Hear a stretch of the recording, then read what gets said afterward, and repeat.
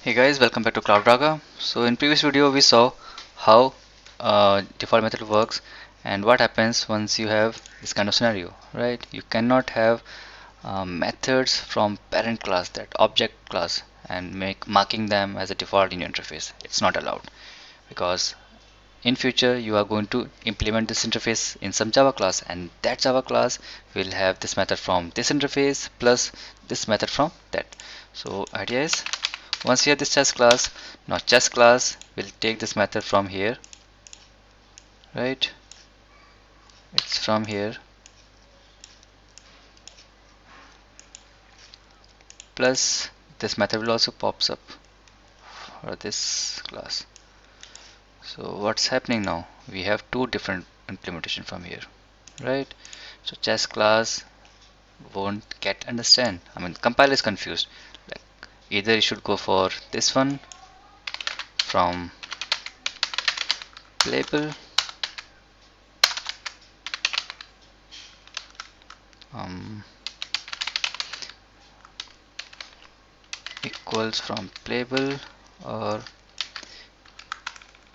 okay, it's a typo, equals from object, right? So things will happen that way, and things will be confusion, and Java compiler will fail to understand it. So in next video, in this video, we will see what happens if we have this kind of scenario where we have multiple inheritance. So as the name says, multiple inheritance. So what I will do, I will create two interfaces. Let's say interface A and interface B, and both will have same methods. Okay, that's the idea. Let's say M1 here, and same goes here, M1. Now I will create one class, and that class says implements, simple feature implements A comma B.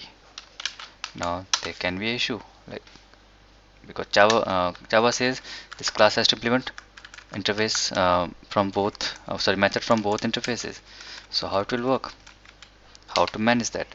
So we will see this thing in next video. So stay tuned guys, let's meet next video. Bye bye.